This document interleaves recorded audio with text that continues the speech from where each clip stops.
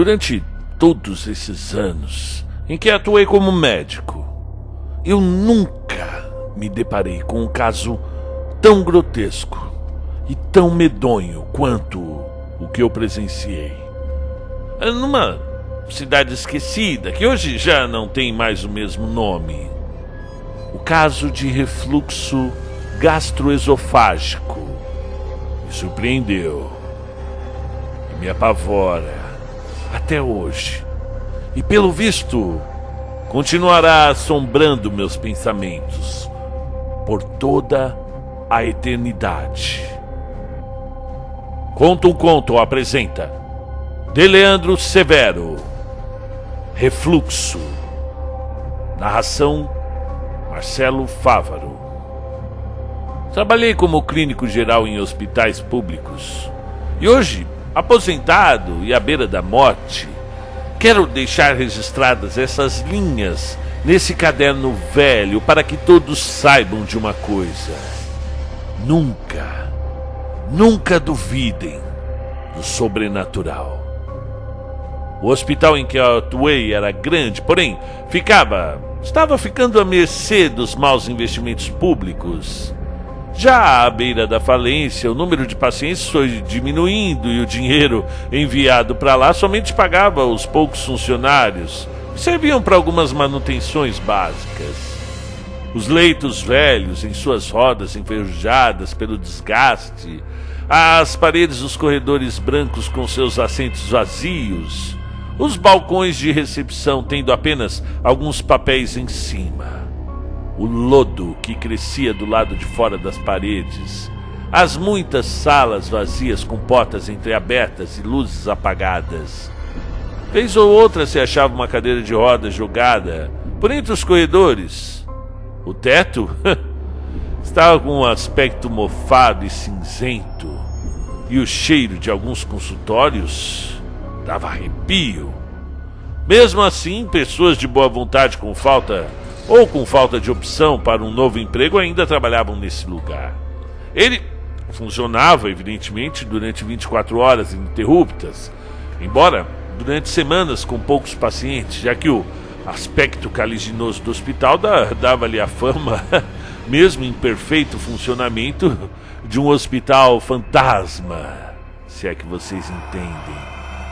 Infelizmente, eu atuava no período noturno desse hospital fantasma.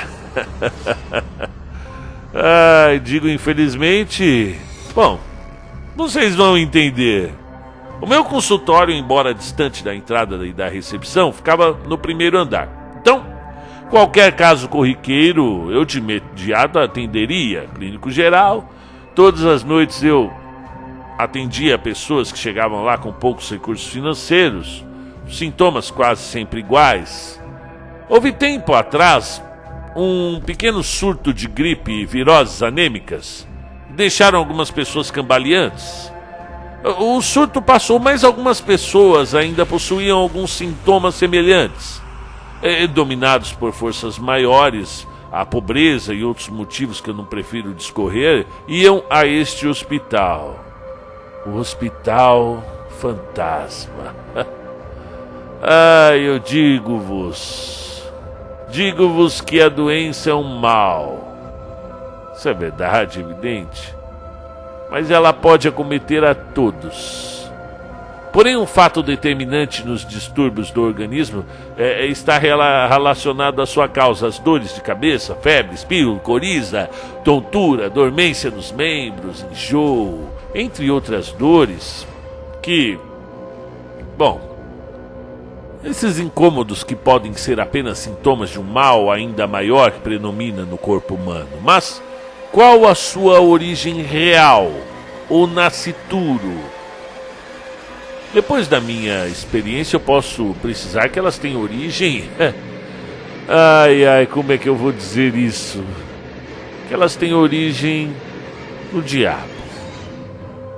Era uma noite de sexta-feira.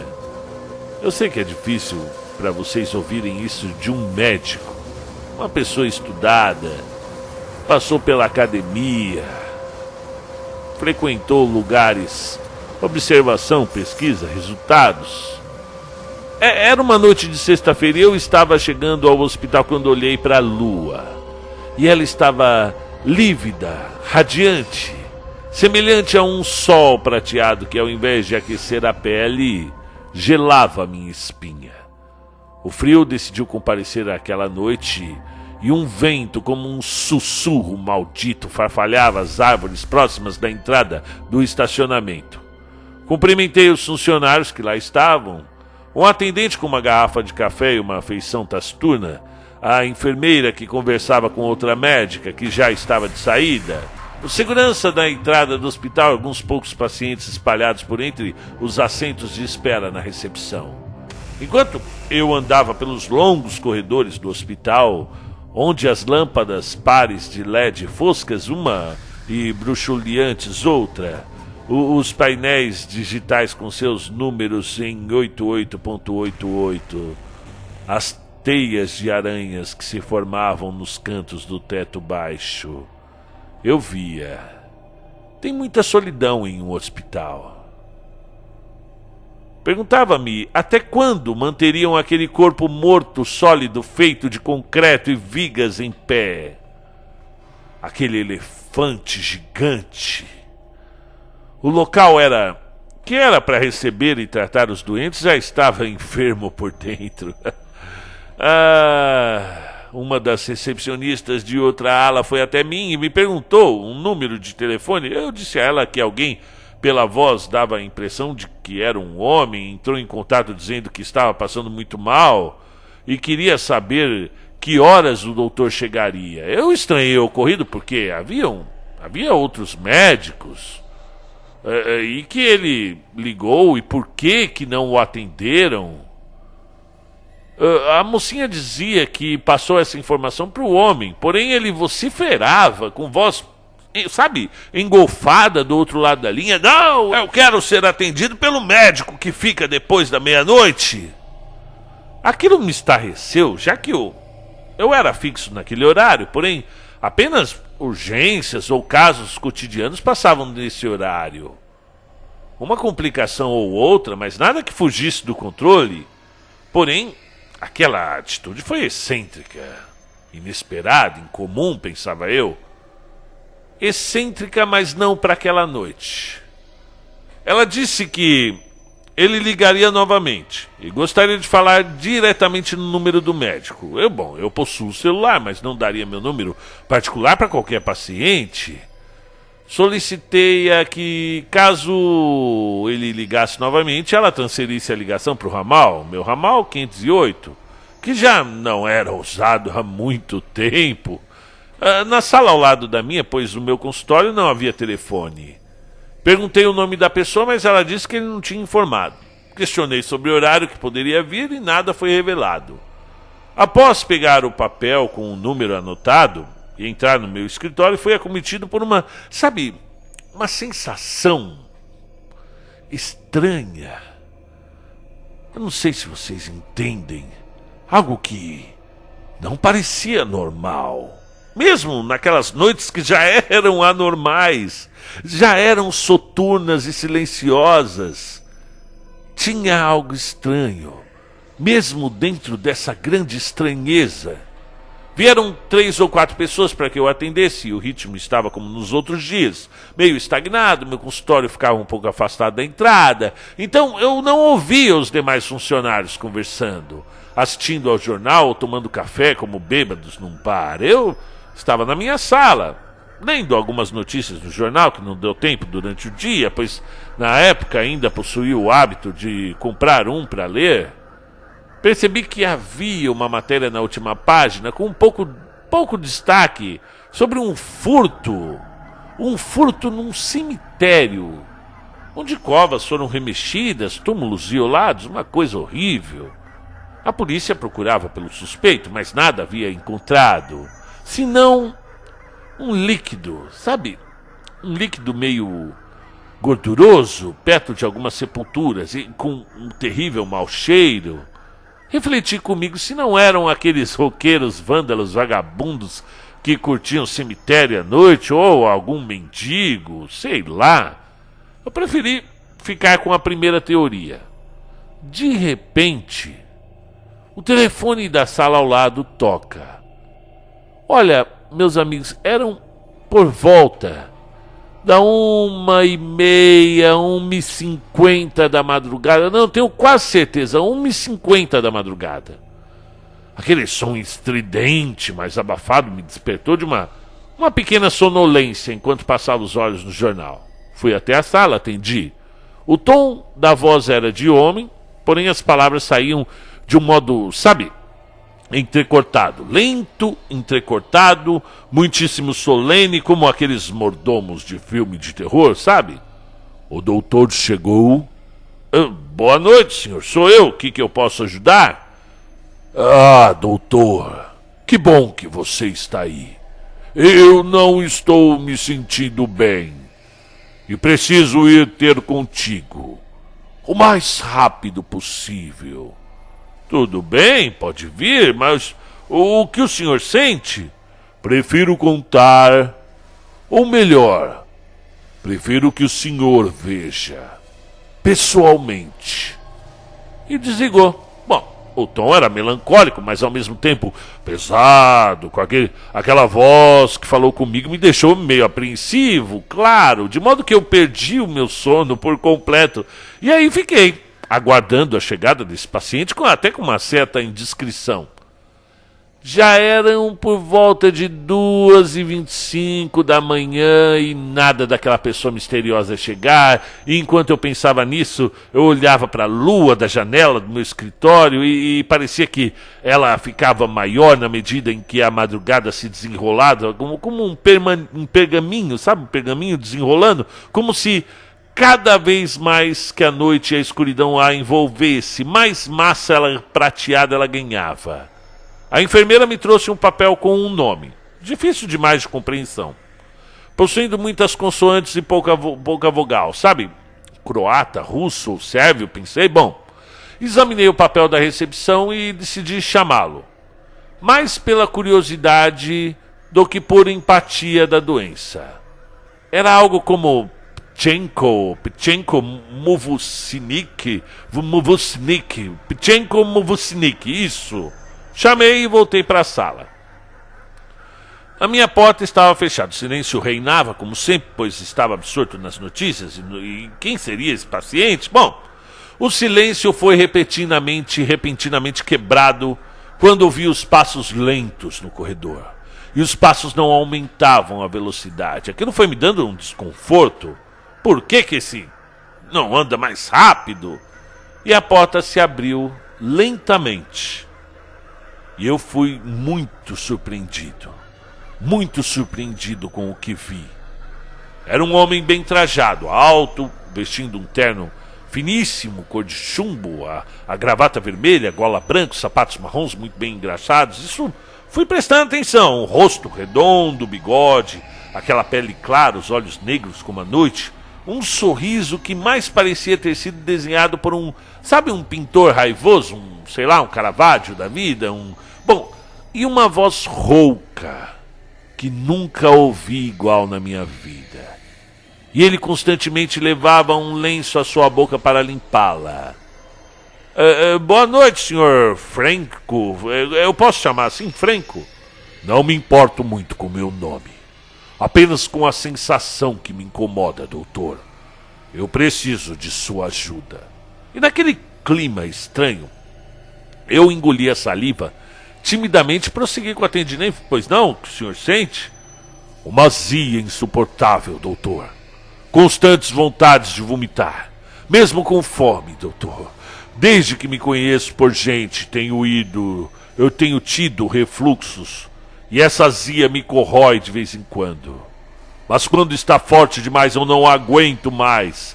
Essa sensação de que o meu jantar voltará para o lugar de origem. E você sente isso desde quando? Bem, um silêncio mortal parou no local por poucos segundos. Mas foi o suficiente para perceber que a pergunta o incomodou bastante. Sim, senhor, prossiga. Desde o dia em que minha esposa faleceu. Olha, eu lamento, senhor. Eu sinto muito. Eu nem imagino como o senhor deve ter sofrido, mas... Bom, mas ainda tenho ela aqui dentro de mim, disse batendo em seu peito. É isso que importa. Exato. O sentimento dura para sempre, não é verdade? Você vem se alimentando direito? É alérgico a algum tipo de comida? Doutor, está voltando. E ele se afastou da minha mesa. Gente, vocês não vão. Ele começou a fazer como se fosse vomitar, intensamente. Levou o pano para a boca para impedir o vômito e levantou o rosto para cima, assim. E na hora eu não sabia o que fazer, mesmo sendo médico, pois quando eu me levantei para acudir, ele apenas estendeu uma das mãos em sinal de que tá tudo bem, tá tudo bem. E mesmo eu o vendo naquela situação angustiante, ele tossiu no lenço. E vi que ficou com alguns respingos vermelhos de sangue. Podemos continuar, doutor? Ok. E você come e já dorme em seguida? Doutor, eu estou há mais de 20 horas sem me alimentar. E ainda sinto esse mal-estar horrível. Por dias decido apenas tomar alguns goles de café. E me alimento de cereais, pois recentemente, enquanto estava na rua, tive um ataque esofágico tão grande que parecia que eu iria vomitar todo o intestino, doutor. Porém, nada saiu da minha boca. E desde então, uma dor muito forte me acomete de vez em quando perto do peito e no meio do estômago. E você tem tomado algum medicamento? Eu esvaziei todas as caixas de remédio para refluxo que possuía e não passou. Mas, amigo, se automedicar ainda é muito perigoso. Eu também sou médico, doutor. Ou melhor, já fui. Decidi largar a carreira por questões pessoais e pela saúde da minha esposa. Eu imagino então que o senhor deva ter uma boa condição financeira, sim? Sim, razoavelmente vivo muitíssimo bem. E por que procurou um hospital em tão péssimas condições? O senhor me desculpe, eu trabalho aqui, mas... Bem, o senhor é médico, pode ver por seus próprios olhos... Provavelmente deve ter algum convênio particular, sei lá.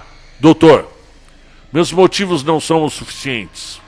E eu não quero me submeter a toda aquela parafernália medicinal que esses hospitais caros possuem. Eu estou com nojo desse lugar, sim. Mas ele foi o mais próximo que eu encontrei na entrada. Bom, e o senhor ligou de onde? Do meu celular. Eu estava passando mal no meio da estrada e resolvi parar o carro. Então vi a placa avisando que havia um hospital por aqui, então eu... Bem, você entende. Eu teria que fazer alguns exames. O senhor tem certeza que está limpo o estômago?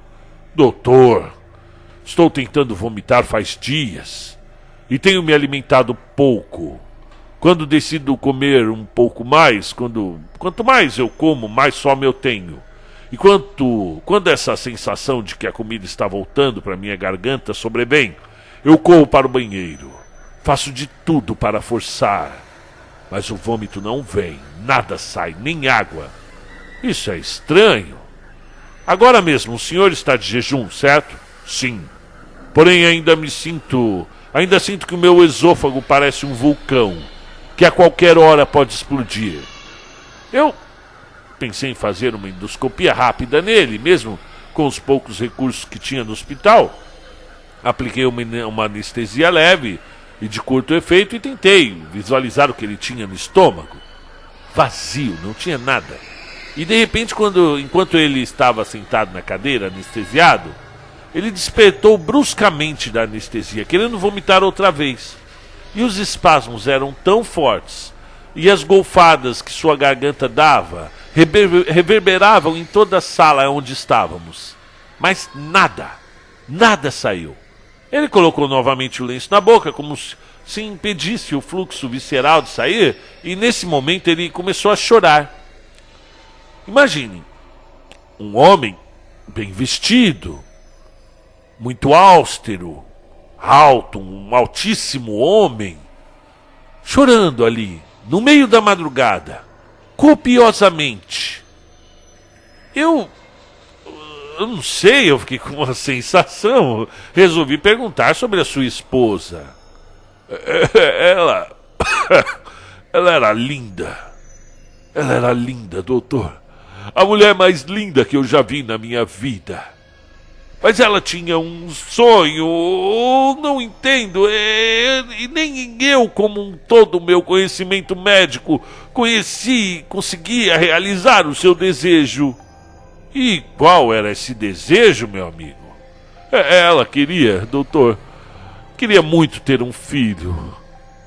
Ela não pensava em adotar, não porque fosse contra a adoção, mas porque ela ansiava em ter um progenitor do seu próprio sangue para carregar a linhagem da nossa família. Mas não foi possível, doutor, não foi possível.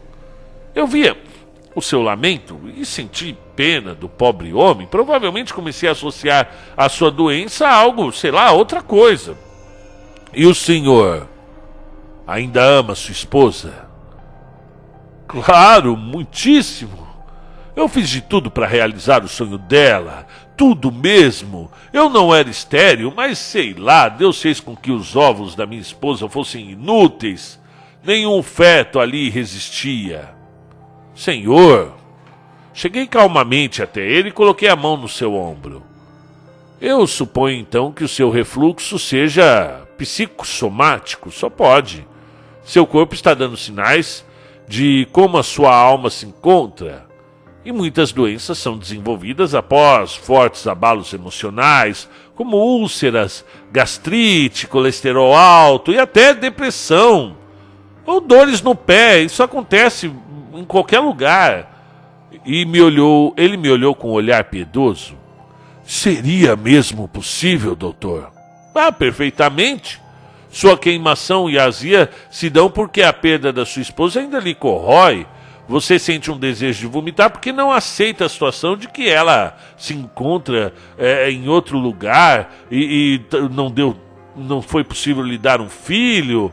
Ele ouvia atentamente com os olhos serenos. Doutor, ela só queria ter um filho, perpetuar o nosso amor. Por que, doutor? Por que Deus não permitiu? E novamente ele começou a chorar. Se acalme, senhor. Algumas situações são realmente difíceis de lidar, porém, precisamos seguir em frente.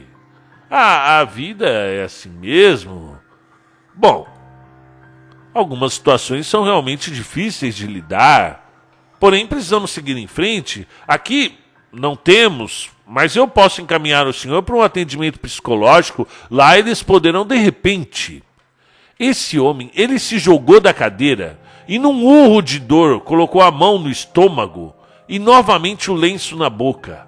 E o espasmo esofágico foi tanto que ele vomitou. Porém, apenas sangue. Ô, seu Franco, pelo amor de Deus. Ô, enfermeira, vem aqui, gritei pelo corredor. Uma enfermeira que ficava numa sala ali, depois da minha, veio me ajudar. Então coloquei o homem no leito, aquele homem enorme, e com a enfermeira noturna fomos até a outra sala para examinar melhor ele.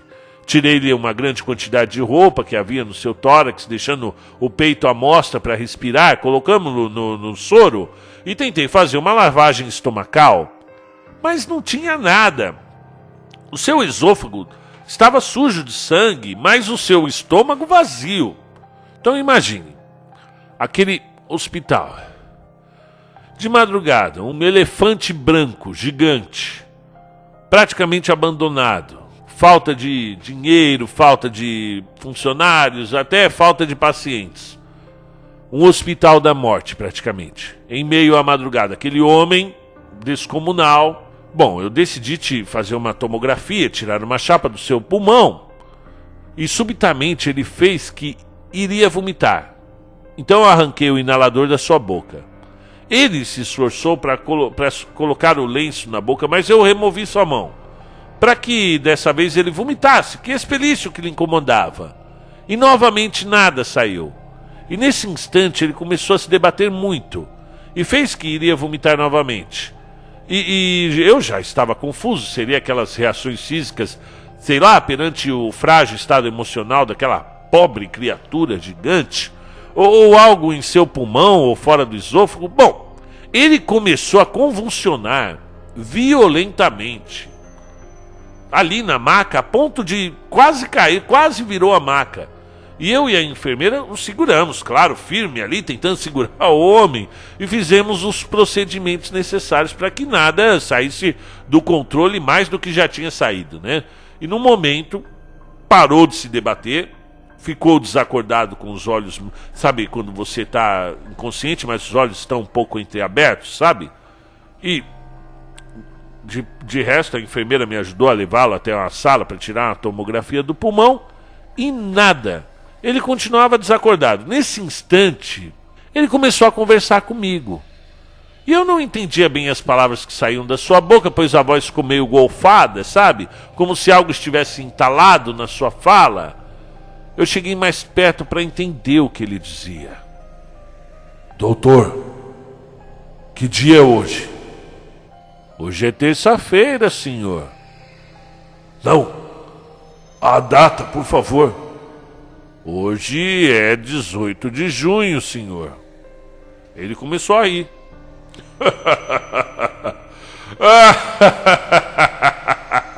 E aquele riso, naquela boca enorme, apavorou-me de um jeito. Algo de engraçado, senhor? O senhor está bem? Doutor, meu amigo, o senhor sabe que dia é hoje? Bom, fora a data, nada de especial. E ele continuou rindo, e os seus risos e sussurros, sua voz foi ficando mais rouca, mais lenta. Hoje é o dia do químico, doutor. O senhor sabe de onde vieram os químicos? Sei lá, da Grécia, do Egito, da Arábia, de muitos lugares. Não, doutor. Os químicos vieram dos alquimistas. Então hoje podemos dizer que também é o dia da alquimia. Olha, aquelas palavras ditas por um paciente com os olhos fechados me perturbaram mais do que se fosse um assaltante com uma arma apontada na minha cabeça. Sim, senhor Franco. Mas o que tem a ver isso com a sua doença? Ele respirou fundo e voltou com aquele riso nos lábios. A minha esposa sempre quis engravidar, doutor. O sonho dela era ter um filho que possuísse o meu sangue e o seu sangue. Mas como já lhe contei, ela era estéril. Porém, eu fiz de tudo, doutor. Eu fiz de tudo, doutor. E aquele riso, aquelas palavras foram me deixando angustiado de um jeito. Você fez de tudo o quê, senhor? Do que você está falando? Ah, doutor, o senhor deve saber muito bem que Nicolas Fladel, Paracelso e outros alquimistas foram considerados bruxos por causa dos seus métodos. Desde curas por ervas, até o ocultismo e a magia negra para encontrar a pedra filosofal, o elixir da vida. Ok, mas o que... Deixe-me terminar, o senhor vai compreender, doutor. E aí ele tossiu outras vezes e continuou. Como ela queria algo que do seu sangue, fizemos um pacto entre nós. Um pequeno ritual químico e bioquímico. Espera aí, cara. Do que você está falando? Autofagia, doutor. Eu estou falando de autofagia e antropofagia. Autofagia e antropofagia. Ela não queria um filho, mas ela não podia. Eu sou fértil, doutor. Ela queria outra vida com seu próprio sangue.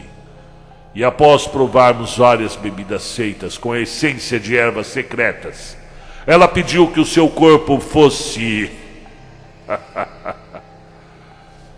que ele fosse devorado, doutor. Após uma relação, que ele fosse devorado, doutor. Isso é loucura, cara. Isso é loucura. O que você está dizendo? Sim, doutor. E tem mais, olha a lua. Olha a lua. Para a alquimia, a lua representa a fertilidade. E o desejo da minha mulher finalmente será realizado. Ela permanece viva em mim, doutor. Ela permanece viva. O meu corpo se arrepiou dos pés à cabeça. E aquela história, em um dado momento, me veio o desejo de vomitar. Agora quem estava com vontade de vomitar era eu, diante daquela monstruosidade narrada. Porém, eu pensei que ele estivesse delirando, seus espasmos, a convulsão, os sedativos que estavam, né? Bom, de repente os batimentos cardíacos dele começaram a acelerar abruptamente. E ele fez que iria vomitar de novo. E junto com a enfermeira o levamos, correndo o mais rápido que podíamos para o elevador, né, para a sala de choque. Né? Se vocês terem uma ideia, esse hospital ele era tão antigo que ainda tinha sala de choque. E o elevador ainda funcionava bem, porém era o andar mais vazio de todos. Então, dentro de um hospital que já parecia um cemitério, ainda tinha um andar que era o cemitério do cemitério. Era muito vazio. Já que não havia mais ninguém na internação e nunca imaginávamos usar aquela sala outra vez. As portas de plástico cinza de poeira, as paredes brancas já num tom amarelado, as muitas portas fechadas e o corredor vazio e sombrio, silenciosamente sombrio. Ligamos os aparelhos e, após preparar os tubos e as injeções para fazer efeito na corrente sanguínea, os batimentos do sujeito pararam, simplesmente pararam. E no mesmo momento, eu tive o desejo de que tudo aquilo que eu vivi naquela madrugada fosse um sonho, ou um pesadelo, digam o que quiser, mas carreguei o desfibrilador após uma carga fortíssima e encostei no peito do paciente. Puf! Uma, puf! Duas, puf! 3 vezes. E nada. Ele não voltou. Antes de começarmos a nos entristecer pela perda do paciente.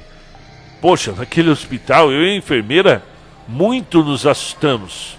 Quando já tinha coberto o sujeito, já estava notando a hora da morte, tudo, e o coração dele voltou a bater, sozinho. E ele abriu a boca, como se fosse vomitar novamente. E ouvimos um grito grosso e fantasmagórico, vindo de dentro da sua boca. Estou grávida! Gente, as luzes começaram a faiscar após aquele grito. E ao olharmos para o Sr. Franco, percebemos que seu aspecto tinha mudado. O seu rosto, emagreceu rapidamente, estava cadavérico. E de repente a boca se abriu. E por Deus, eu não estou mentindo, gente. Vimos algo semelhante a dedos de uma mão, com as unhas pintadas de vermelho, aparecerem por entre os seus dentes. Imediatamente ouvimos novamente um urro. Deu certo a alquimia! Eu estou viva! Naquela mesma hora, as máquinas sofreram um curto, e aquela mão e os dedos entraram de volta para a boca. E o corpo ficou ali, como morto no leito. Apavorados, fomos bem devagar até o corpo. E ele ali, imóvel. Mais do que simples medo. Mais do que uma curiosidade infantil ou uma turbação. Mas a mente médica ainda anseia por respostas lógicas, científicas, pragmáticas. Então trouxemos a máquina de ultrassom e colocamos na barriga do Sr. Franco. Havia, vocês não vão acreditar, tinha um bebê ali dentro. Tinha um bebê vivo ali dentro. E inesperadamente o corpo voltou a se mexer. E ele fez com que ia vomitar de novo, mas dessa vez começou a vomitar carne apodrecida e pedaços de ossos, e um fluxo horroroso vertia dentro daquela boca enorme do Sr. Franco. E na mesma hora me lembrei da notícia do jornal. Lembrei-me dos túmulos violados. Lembrei que o Sr. Franco sentia muita fome. Mas era ele ou aquilo Ele parou de vomitar e naquele momento a enfermeira e eu iríamos correr, claro, quando do nada ele volta a vomitar. E, gente, vocês não vão acreditar. Eu vi um bracinho saindo de dentro daquela boca. Eu saí desesperado da sala de choque, fui correndo pro elevador e o elevador não funcionava mais. Provavelmente foi o curto da máquina. Pô, era uma máquina de choque, pesada a voltagem, ou a própria energia do desfibrilador provocou uma pane geral no hospital. Sei que estava tudo escuro. E dentro daquela sala de choque, uma voz medonha saía lentamente, entrecortada. Eu não posso dizer o que eu ouvi, mas foi uma voz rouca que de que a mocinha falou comigo. Fomos descendo, correndo pela escada. A enfermeira tropeçou. Eu ajudei ela a se levantar. E na mesma hora ouvi os passos que tinha ouvido no corredor, lentos e sonoros, a ponto de ecoar. E a gente descendo as escadas correndo. Quando chegamos no meu corredor, tá tudo calmo. Então fomos correndo em direção à recepção do meu consultório, para avisar os demais funcionários daquele perigo. Poxa, aquilo era sobrenatural, era horrível. Todos estavam mortos. Todos. Silenciosamente mortos. Devorados. Sem tempo de um grito. E aquele monstro já havia devorado os demais. Como eu não ouvi? Percebi que realmente eu estava muito longe da recepção, não podia ouvir. Nunca mais voltei àquele hospital. Eu não sei como eu consegui chegar ao carro. Eu não sei como eu consegui achar a chave do carro. Chamamos a polícia e hoje estou aqui, depois de muito tempo, no meu leito de morte. Depois daquela noite eu entendi por que ele vomitava sangue. Hoje eu sou um homem com a saúde abalada. Eu confesso que eu não imaginei viver aquilo. A gente sai de casa achando que, bem, vai dar tudo certo, logo estaremos de volta. E realmente a gente volta para casa fisicamente inteiro. Mas a mente, todos os traumas que aquilo me deu, apenas um ainda me causa arrepios. Porque ainda desconfio. Porque o meu sangue gela toda vez que eu vejo alguém na rua ou em qualquer lugar sentindo o desejo de vomitar. Fim do conto. Poxa, que conto, hein, pessoal? Puxa vida. Eu consegui imaginar todo o ambiente soturno do hospital. Aquele homem descomunal, magro, muito grande. Ele comeu todo mundo, meu. Puxa vida, que loucura, cara.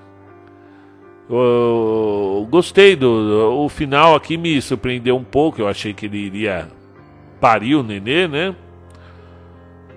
Bom, gostei do conto, viu? Esse conto foi enviado por Leandro Severo. Vocês podem encontrá-lo em alguns comentários aí dos últimos contos que a gente postou. O Leandro, ele é um amigo nosso, mandou esse conto para mim. E ele é estudante de letras.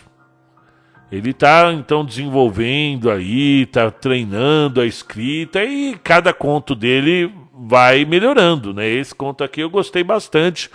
Ele conseguiu construir todo um ambiente, uma ambientação soturna, né? É isso aí, cara. Você tá escrevendo.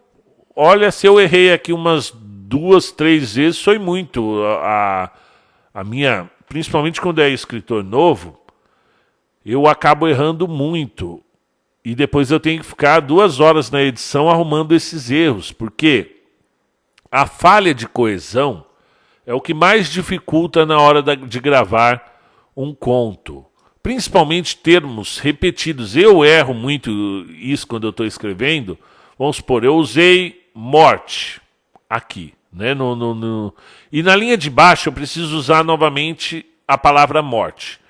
Eu preciso automaticamente procurar um sinônimo. Só que eu sei que não existem sinônimos perfeitos, ok? E muitas vezes eu esqueço que eu acabei de escrever morte ali em cima e acabo escrevendo morte de novo. E aí fica morte, morte, morte. Quando vê, em 2 parágrafos eu escrevi a mesma palavra ou o mesmo verbo, tipo 10 vezes.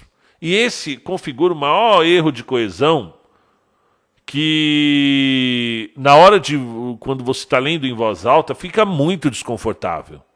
Principalmente em voz alta. Então, essa é uma dificuldade que eu tenho, e quando alguns escritores me mandam, ou até textos meus mesmo, eu falo, puxa vida, que texto mal escrito esse, do Marcelo Fávaro. Eu vou dar uma bronca nesse cara que escreveu esse conto, que está me fazendo errar toda hora aqui. E aí, na hora da gravação, eu tenho que automaticamente, enquanto eu estou lendo, corrigir esses erros de coesão. E até de coerência, às vezes. Que a gente escreve um negócio lá atrás, né, igual eu estava escrevendo da loira do banheiro, aí eu falei assim, o Carlinhos, né, puxa, foi um aluno que eu tive há mais de 30 anos. E aí no final do conto você já esqueceu que você escreveu que o Carlinhos foi um aluno seu há mais de 30 anos. E aí você fala, isso aconteceu no ano passado. Então é um erro de coerência, de continuação, né, se fosse os filmes, né? Que muitas vezes passa batido e às vezes acaba indo pro áudio.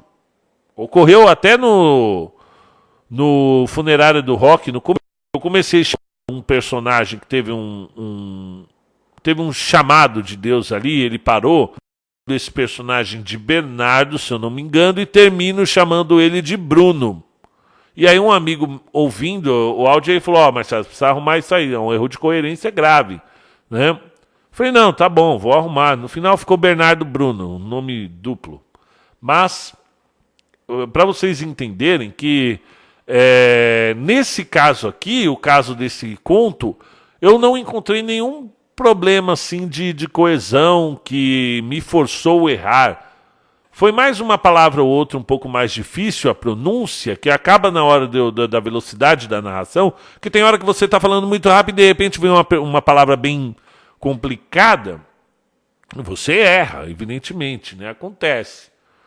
Então é isso, Leandro. Obrigado por ter enviado o conto. Vamos continuar. Eu tenho, pelo menos aqui, uns 10 contos enviados por escritores novos, escritores inéditos, e que eu vou dar andamento agora nesse período que está iniciando as férias letivas, ok? Porque os últimos dias foram terríveis. Final de semestre é um semestre muito grande, né? O primeiro semestre. O segundo semestre passa rapidinho, mas o primeiro é cansativo, é enlouquecedor, então o professor está fechando notas, tem olha, uma série de problemas para a gente resolver. E agora poderemos nos dedicar a gravar mais contos, para a gente falar mais sobre literatura. Principalmente quero zerar essa fila de contos de escritores novos, para a gente bater papo sobre a questão literária, a questão existencial do ser humano nos contos bom, vocês entenderam, ok? Um grande abraço a todos, até a próxima.